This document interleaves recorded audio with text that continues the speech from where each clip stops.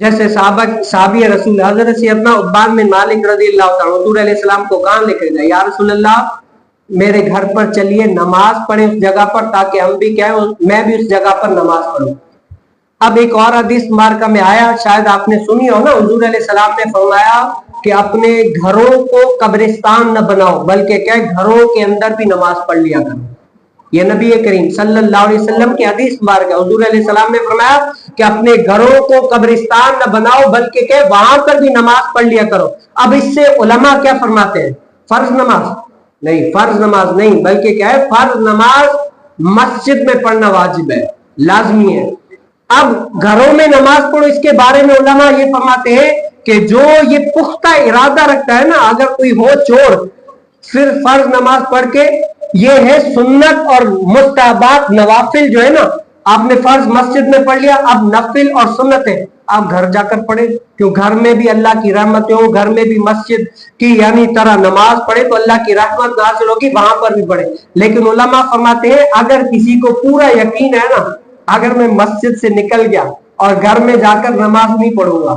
पढ़ जाऊंगा, मोबाइल में पढ़ जाऊंगा, और फला दोस्त के साथ गप्पे शप्पे में पढ़ जाऊंगा, ये काम हो गया वो काम हो गया, इधर उधर कामों में लग जाऊंगा, तो उसके लिए जायज नहीं है कि वो यहाँ से सिर्फ फर्ज पढ़ के निकल जाए। और एक हुक्म मैं अभी बताता हूं, आज बहुत सारे से लोग हैं,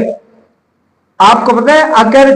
आप मस्जिद के अंदर हो ना, मस्जिद के अंदर, और वहां पर अजान आ गई, अब आपको बिला उज़्र वहां से निकलना ही जायज नहीं है। शरीयत यह कहती है कि अगर आप मस्जिद के अंदर है, या मस्जिद के दायरे में आ गए, या मस्जिद के तहखाने में या मस्जिद के पास आ गए और अजान हो गई, तो ऐसे ही मस्जिद से बाहर निकलना आपके लिए जायज नहीं है। पता है क्यों? अब ये मस्जिद का आपके ऊपर हक हो गया कि अब आप नमाज पढ़े। उलमा फरमाते हैं अगर आपने नमाज के अलावा वैसे भी आए ना, जैसे किसी को कोई वॉशरूम की जरूरत है, अलगस कोई काम आ गया, या कोई मेहमान मस्जिद में आ गया, अब उलमा फरमाते हैं कि अब उस बंदे पर मस्जिद का ये हक है कि वह अब क्या करे, 2 रकात नमाज ताहियतुल वुजू, ताहियतुल मस्जिद, वुजू कर लिया तो ताहियतुल वुजू, वुजू का हक ये है कि जब आपने वुजू कर लिया है तो आप वुजू का हक ये है कि 2 रकात नवाफिल पढ़ ले।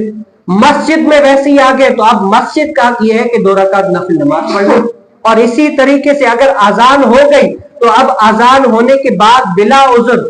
जैसे अगर किसी को नमाज पढ़, जैसे कोई इमाम है मिसाल के तौर पर, या मस्जिद में आ गया, अब दूसरी जगह नमाज पढ़ाने अजान आ गई, तो अब उसके लिए जाना जायज है, भाई कोई शरई उज़्र है, शरई उज़्र के अलावा निकलना जायज नहीं है। तो इस तरीके से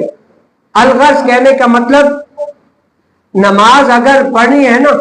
अगर घर आपको कामिल पता है कि नमाज में पढ़ूंगा, तो आप वहां पर सुन्नत नवाफिल जाकर पढ़े, वैसे आपको इस जगह से निकलना जायज नहीं है।